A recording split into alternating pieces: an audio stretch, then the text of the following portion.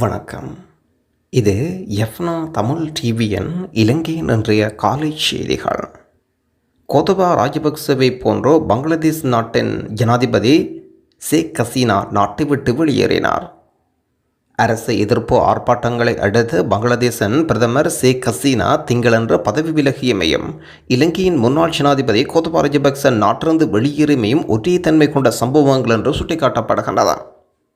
இட ஒதுக்கீட்டு போராட்டங்கள் இறுதியில் பிரதமருக்கு எதிரான போராட்டங்களாக மாறிய நிலையில் ஹசீனா பதவி விலகலும் நாட்டிலிருந்து வெளியேறிய சம்பவம் இடம்பெற்றுள்ளது. எனினும் கோத்தபா ராஜபக்ச வெளிநாடொன்றில் பாதுகாப்பாக சென்ற பின்னரே தமது பதவி விலகலை அறிவித்திருந்தார். இந்த நிலையில் பங்களாதேஷில் ஏற்பட்டிருக்க நிலைமை இந்தியாவின் பாதுகாப்புக்கு அச்சுறுத்தல் என்றும் எச்சரிக்கை வழங்கப்படுகின்றது. அத்துடன் இந்த எச்சரிக்கையின் நிமித்தம் பங்களாதேஷுடனான தொடர்ந்து சேவைகள் இந்தியா நிறுத்தியிருக்கிறது. ஜூலை மாத நடுப்போதிலிருந்து அரசு வேலைகளுக்கான ஒதுக்கீட்டை ரத்து செய்ய கோரி போராட்டம் நடத்திய போலீசாருக்கும் எதிர்ப்பாளர்களுக்கும் இடையில் வன்முறை மோதல்கள் பங்களாதேஷில் குறைந்தபட்சம் 300 நபர்களுக்கு மேற் கொல்லப்பட்டிருந்த விடயமும் குறிப்பிடத்தக்கது. பதவி விலகினார் நாமல் ராஜபக்ச. ஸ்ரீலங்கா பொதுஜன பெரமுன நாடாளுமன்ற உறுப்பினர் நாமல் ராஜபக்ச சர்வதேச உறவுகள் தொடர்பான துறைசார் மேற்பார்வை குழுவிலிருந்து பதவி விலகியிருக்கின்றார். சபாநாயகர் மஹிந்த ஜாப்பா அபிவர்தனை தொடர்பில் இன்று நாடாளுமன்றத்தில் அறிவித்துள்ளார். இதற்கு மிக வெற்றிடமாக இருக்கும் குழு பதவிக்கு நாடாளுமன்ற உறுப்பினர் தெலமந்த நியமிக்கப்படுகின்றார். நாமல் ராஜபக்ச இதுவரை காலமும் சர்வதேச உறவுகள் தொடர்பான துறைசார் மேற்பார்வை குழுவின் தலைவராக செயற்பட்டிருக்கின்றார். ஸ்ரீலங்கா பொதுஜன பெரமுனவின் ஜனாதிபதி வேட்பாளர் அறிவிக்கும் நிகழ்வு பத்திரமுள்ள நிலும் மாவட்ட கட்சி தலைமையகத்தில் நடந்திருக்கிறது. நிலும் அரங்கில் நடத்தப்பட்ட திட்டமிட்டிருந்த நிகழ்வுக்கு அனுமதி கிடைக்காதது இதற்கு காரணம் என்று சொல்லப்படுகிறது. குறித்த நிகழ்வு இன்று காலை பொதுஜன பெரமுனவின் தலைமையகத்தில் நடைபெறுவதற்கு ஏற்பாடு செய்யப்பட்டிருந்தது. தேர்தல் நடத்தப்படுவதனால் நிலும் அரங்கு தேர்தல் பிரச்சாரத்துக்கு பயன்படுத்தக்கூடாது என்ற அடிப்படையில் இந்த நடவடிக்கை எடுக்கப்பட்டிருக்கிறது.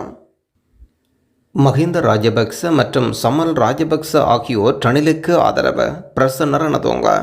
மஹிந்த ராஜபக்ச முன்னாள் சபாநாயகர் சமல் ராஜபக்ச ஆகியோர் ரணிலை ஆதரிப்பதாக அமைச்சர் பிரசன்ன ரணதுங்க அறிவித்திருக்கின்றார். எதிர்வரும் ஜனாதிபதி தேர்தலில் தற்போதைய ஜனாதிபதி ரணில் விக்ரமசிங்கவுக்கு ஆதரவளிக்க வேண்டும் என்று மஹிந்த ராஜபக்ச சில வாரங்களுக்கு முன்னதாக தம்மிடம் கூறியதாக பிரசன்ன குறிப்பிட்டிருந்தார். பொதுஜன முன்னணியின் வேறு தீர்மானங்களை எடுத்தால் சுயாதீனமான தீர்மானத்தை எடுக்குமாறும் மஹிந்த தமக்கு கூறியிருக்கின்றார். சமல் ராஜபக்சவும் இதே நிலைப்பாட்டை கொண்டிருக்கின்றார். ஜனாதிபதி வேட்பாளர் விவகாரத்தில் கட்சி வேறு தீர்மானத்தை எடுத்தால் மாற்று நடவடிக்கை எடுக்க திட்டமிட்டிருப்பதாகவும் பிரசன்ன ரணதுங்க செய்தியாளர் சந்திப்பில் அறிவித்திருக்கின்றார். வைத்தியர் அர்ச்சுனாவுடன் வைத்தியசாலைக்கு நுழைந்த 2 இளைஞர்களை விசாரிக்க உத்தரவு. வைத்தியர் அர்ச்சுனாவுடன் மன்னார் வைத்தியசாலைக்கு நுழைந்து காணொளிகளை எடுத்த 2 இளைஞர்கள் தொடர்பிலும் விசாரணைகளை முன்னெடுக்குமாறு போலீசார் அறிவித்துள்ளனர். சாவகச்சேரி வைத்தியசாலையின் முன்னாள் பதில் வைத்திய அத்தியட்சகர் வைத்தியர் ராமநாதன் அர்ச்சுனா மன்னார் வைத்தியசாலைக்கு அத்துமீறி நுழைந்து காணொலி எடுத்து வைத்தியசாலை கடமிருந்த வைத்தியர்கள் மற்றும் பணியர்களை மிரட்டியதாக மன்னார் போலீஸ் நிலையத்தில் வைத்தியசாலை நிர்வாகம் முறைப்பாடு செய்தது. முறைப்பாட்டின் பிரகாரம் விசாரணை முன்னெடுத்த போலீசார் வைத்தியரை கைது செய்து நீதிமன்றத்தில் முன்னிலைப்படுத்த முற்படுத்ததை அடுத்து வைத்தியரை இன்று வரை விளக்கமறியல் வைக்க உத்தரவிட்டிருந்தனர். இன்றைய தினம் திங்கட்கிழமை வைத்தியர் சார்பில் சட்டத்தரணிகள் மன்றல் நகர்தல் பத்திரமூடாக பிணை விண்ணப்பம் செய்திருந்தனர். அதற்கு வைத்தியசாலை நிர்வாகம் சார்பில் மன்றில் முன்னிலையான சட்டத்தரணிகள் கடும் எதிர்ப்பு தெரிவித்தமையினால் பிணை விண்ணப்பம் நிராகரிக்கப்படுகின்றன. வைத்தியர் அர்ச்சுனாவுக்கு எதிராகவே அனைத்து சட்டத்தரணிகளும் கடும் எதிர்ப்பினை வெளியிடுகின்றனர். இதேவேளை வெள்ளிக்கிழமை இரவு வைத்தியருடன் வைத்தியசாலைகள் அத்துமீறிய 2 இளைஞர்கள் நுழைந்து காணொளிகளை பதிவு செய்ததாக மன்றின் கவனத்துக்கு கொண்டுவரப்பட்ட நிலையில் இருவர் தொடர்பிலும் விசாரணை முன்னெடுத்து விசாரணை அறிக்கைகளை எதிர்வரும் 7ஆம் திகதிக்கு மன்றில் சமர்ப்பிக்குமாறு போலீசாருக்கு பணிப்புரை வழங்கப்படுகின்றது. சிறைச்சாலைக்குள் ரகளை செய்த அர்ச்சுனா ரணகணத்தில் காசு பார்க்க நினைத்த யூடியூபர்கள். மன்னார் பொது வைத்தியசாலைகள் அத்துமுறை நுழைந்த ரகளையில் ஈடுபட்டதுடன் புகைப்படம் காணொலி எடுத்து வைத்தியர்கள் தாதியர்களுக்கு மிரட்டல் விடுத்த வைத்தியர் அர்ச்சுனாவை தொடர்ந்து விளக்கமறியல் வைக்க மன்னார் நீதிமன்றம் உத்தரவு வழங்கியிருக்கிறது. வைத்தியர் அர்ச்சுனாவுக்கு எதிராக வழக்கு நகர்தல் பத்திரமூடாக கொடுக்கப்பட்டிருந்தது. அர்ச்சுனாவுக்கு மன்னார் வைத்தியசாலைக்கு நுழைந்து வீடியோ எடுத்த 2 யூடியூபர்களின் வாக்குமூலத்தை பெற்று அவர்களையும் அடுத்த தவணையில் மன்றில் முன்படுத்துமாறு போலீசாருக்கு உத்தரவு வழங்கப்படுகிறது. வைத்தியர் மன்னார் போலீசாரின் கைது செய்யப்பட்டு மன்னார் நீதிமன்றத்தில் முன்னிலைப்படுத்தப்பட்ட நிலையில் அவரை எதிர்வரும் 7ஆம் திகதி வரை விளக்கமறியல் வைக்குமாறு உத்தரவு வழங்கப்பட்டிருந்தது. வவுனியா சிறைச்சாலையில் தடுத்து வைக்கப்பட்டிருக்கும் வைத்தியர் அர்ஜுனா சிறையில் வைத்தியசாலைக்கு சென்று வைத்தியருடன் முரண்பட்டதாகவும் பின்னர் வவுனியா பொது வைத்தியசாலைக்கு அனுப்பி வைக்கப்பட்டதாகவும் அங்கு நோயாளர் விடுதி வைத்தியருடன் முரண்பட்டதாக தெரிய வருகின்றது. இதே நேரத்தில் வைத்தியர் அர்ஜுனாவுக்கு இன்றைய தினம் விடுதலை கிடைக்கவில்லை, அதே நேரத்தில் பிணையும் கிடைக்கவில்லை. மன்னாரில் அவர்களின் ஏகப்பிரதிகளாக பாராளுமன்ற உறுப்பினர்கள், சமூக தலைவர்கள், பொங்கித் திரிகின்ற புத்தக போராளிகளும் தாகி எழுந்த பச்சிளம் பால்கனுக்கு நியாயம் பெற்று தராமல் சூடு சுருணை இல்லாமல் கூச்சம் இல்லாமல் அண்ணாவுக்கு வேண்டாத வேலி என்று சொல்லித் திரிகின்றார்கள். வைத்திய மாபியாக்களின் கொடூரத்துக்கும் வைத்தியசாலைகளில் நடக்கும் அநீதிகளுக்கும் தனி ஒருவனாக நீ எப்படி குரல் கொடுத்திருக்கின்றாய்? மன்னாரில் 22 சட்டத்தரணிகள் மன்னார் நீதிமன்றத்தில் உனக்கு எதிராக ஆஜராகி பிணை கொடுக்க கூடாது என்றார்கள். இப்பொழுது புரிகின்றது எங்கள் தமிழர்களின் நீதிக்கு தர்மம் எப்படிப்பட்டது என்றார்.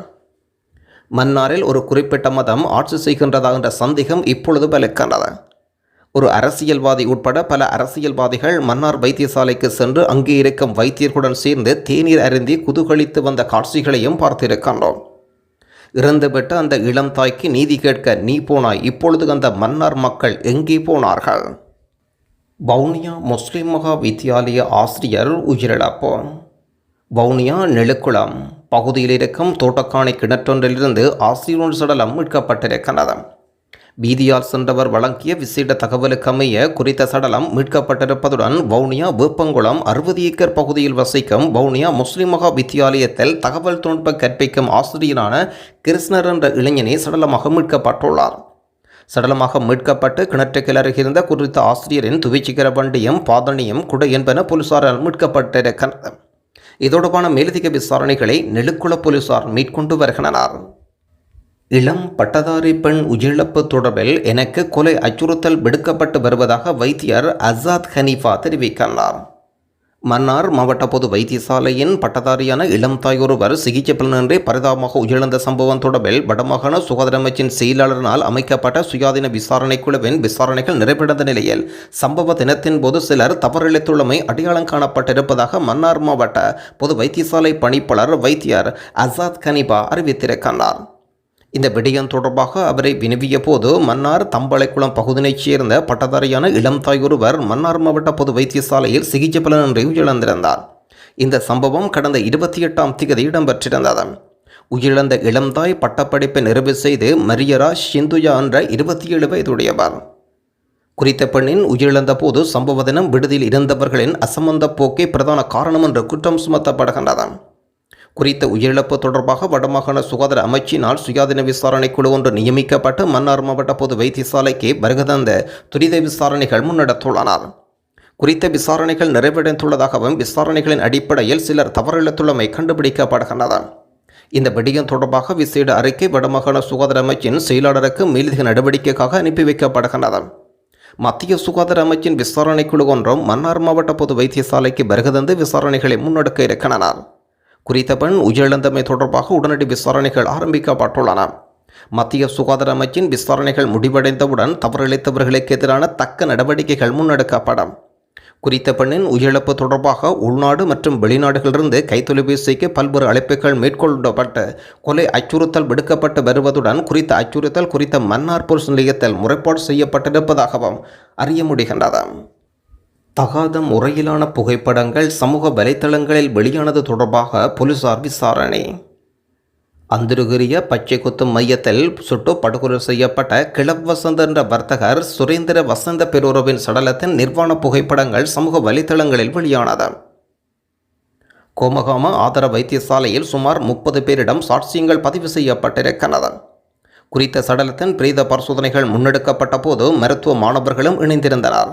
அவர்களின் ஊடாக குறித்த புகைப்படங்கள் சமூக வலைத்தளங்களில் வெளியிடப்பட்டுள்ளன.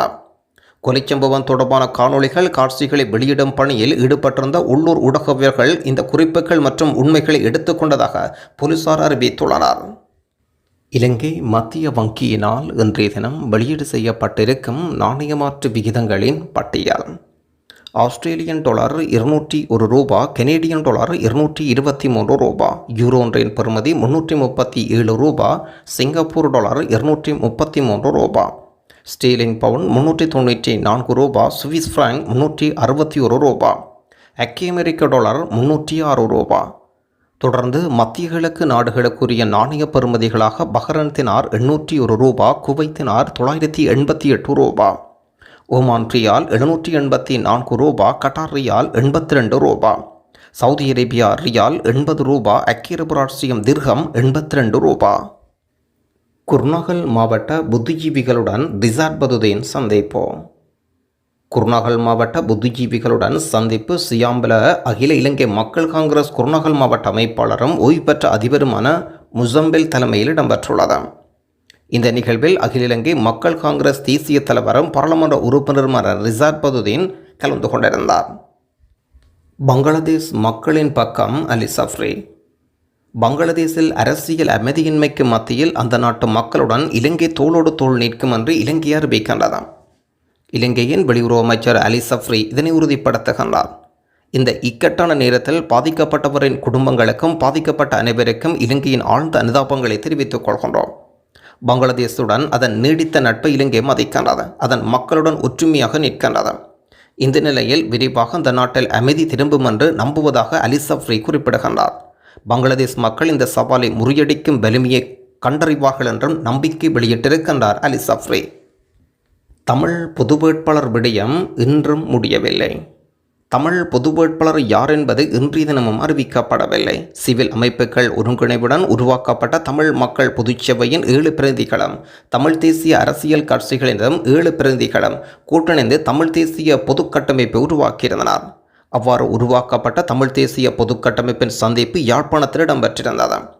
மதியம் 1 மணியளவில் ஆரம்பமான கூட்டம் மாலை 5 மணி வரை சுமார் 4 மணி நேரத்துக்கு மேலாக கூட்டம் இடம்பெற்ற நிலையில் முடிவுகள் எதுவும் எட்டப்படாத நிலையில் சந்திப்புகள் நிறைவு பெற்றது. எதிர்வரும் வியாழக்கிழமைக்கு முன்னர் தமிழ் பொது வேட்பாளரின் பெயர் அறிவிக்கப்படும் என்று சொல்லப்படுகிறது. இதேவேளை இலங்கை தமிழ்ச கட்சியை சேர்ந்த மட்டக்களப்பு மாவட்ட நாடாளுமன்ற உறுப்பினர் அரியரேந்திரன், இலங்கை தமிழ்ச கட்சியின் கொழும்பு கிளை தலைவரும் ஜனாதிபதி சட்டத்திரணியுமான தபராசா, தமிழ் தேசிய கூட்டமைப்பின் நாடாளுமன்ற உறுப்பினர் சந்திரநேரு மற்றும் ஆகியோரது பெயர்கள் இறுதி பட்டியலில் இருப்பதாக அறிய முடிகின்றது. ஜனாதிபதி தேர்தலில் இந்தியாவின் புலனாய்வு அமைப்பான ரோவின் தலையீடு தனிலை இந்தியா விரும்பவில்லை. இலங்கையில் எதிர்வரும் செப்டம்பர் மாதம் 21ஆம் தேதி நடைபெற இருக்கும் ஜனாதிபதி தேர்தலில் இந்திய ரோவின் தலையீடுகள் அதிகமாக இருக்கலாம் என்று சர்வதேச அரசியல் ஆய்வாளர்கள் கருத்து வெளியிடுகின்றனர். இந்தியாவுக்கு சார்பான அரசாங்கம் ஒன்று எப்போதும் இலங்கையில் இருப்பதை அந்த நாடு விரும்புகின்றது. 2 நாடுகளுக்கிடையில் கலாச்சார தொடர்புகளும் பண்டைய காலம் முதல் தொடர்புகின்றன. கடந்த 2 தசாப்தங்களாக இலங்கையில் அதிகரித்திருக்கும் சீனாவின் ஆதிக்கம் தொடர்பில் இந்திய அரசாங்கம் இலங்கை ஜனாதிபதிகளை டெல்லிக்கு அவ்வப்போது அழைத்து தமது கவலைகளை வெளிப்படுத்திய வண்ணம் வருகின்றனர். இந்த பின்புலத்தில் இம்முறை ஜனாதிபதியாக இலங்கையில் தெரிவாகும் ஒருவர் பலவீனமான இந்தியாவின் திட்டங்களை ஆதரிக்கும் ஒருவராக இருக்க வேண்டாம் என்று மோடி அரசாங்கம் எதிர்பார்க்கின்றது. 2 நாடுகளுக்கிடையில் நிலத்தொடர்பை ஏற்படுத்தும் திட்டத்தை வெற்றிகரமாக முன்னெடுக்கக்கூடிய தலைவர் ஒருவரை இந்தியா எதிர்பார்க்கின்றது. இதன் காரணமாக தேசிய மக்கள் சக்தியின் தலைவர் அனுருகுமார் திசாநாயக்காவை சீனா பக்கம் செல்ல விடாது இந்தியா தம்பக்கம் இழுத்திருக்கிறது. இந்தியாவின் பல்வேறு திட்டங்களை ஆதரிக்க அனுருகுமார் திசாநாயக்கா தமது டில்லி விஜயத்தில் இணக்கத்தை வெளியிட்டிருக்கின்றார். எதிர்க்கட்சி தலைவர் சஜித் பிரேமதாசவுடன் இலங்கைக்கான இந்திய உயர்ஸ்தானிகர் பேச்சுக்களை நடத்தியிருக்கின்றார். ஜனாதிபதி ரணில் விக்ரமசிங்கே இலகுவாக தமது வழிக்கில் கொண்டுவர முடியாது என்ற எண்ணப்பாட்டில் இந்தியா இருக்கின்றது. இதன் காரணமாக ஜனாதிபதி தேர்தலுக்கு முன்னாக மோடியின் இலங்கை விஜயம் திடீரென ஒத்திவைக்கப்படுகின்றது. சஜித் பிரேமதாசா அல்லது அனுருகுமார் திசாநாயக்கா அடுத்த ஜனாதிபதியாக தெரிவாகுவதை இந்தியா விரும்புவதாகவும் அதற்கு இந்தியாவின் புலனாய்வு அமைப்பான ரோவின் செயல்பாடுகள் இலங்கையில் மிக தீவிரமாக இருக்கக்கூடும் என்ற அரசியல் ஆய்வாளர்கள் கருத்து வெளியிட்டுள்ளனர். மட்டக்களப்பில் 3 வயது குழந்தையின் தாயை காணவில்லை. மட்டக்களப்பு பெரிய கல்லாரை சேர்ந்த இந்த படத்தில் காணப்படும் 3 வயது குழந்தையின் தாயான குணராசா வானுசா என்பவரை கடந்த 3 நாட்களாக காணவில்லை. இவரை கண்டால் 07 43 15 78 87 என்ற எண்ணில் வாட்ஸ்அப்பூடாக தொடர்பு கொள்ளுமாறு வேண்டப்படுகின்றீர்கள். தகவல் கணவன் நிந்துயன். சஜித் பிரேமதாசாவுக்கு எமது ஆதரவு மனோ கணேசன் அறிவிப்போம். இம்முறை ஜனாதிபதி தேர்தலில் ஐக்கிய மக்கள் சக்தியின் ஜனாதிபதி வேட்பாளர் சஜித் பிரேமதாசாவுக்கு தமது ஆதரவு என்று தமிழ் முற்போக்கு கூட்டணி அறிவிக்கின்றது. கூட்டணியின் தலைவர் மனோ கணேசன் இதனை உறுதிப்படுத்துகின்றார். ஜனநாயக மக்கள் முன்னணியின் தொழிலாளர் தேசிய காங்கிரஸ் மற்றும் மலிக மக்கள் முன்னணி ஆகிய கட்சிகள் தமிழ் முற்போக்கு கூட்டணியில் அங்கம் வகிக்கின்ற விடயம் குறிப்பிடத்தக்கது. நன்றி.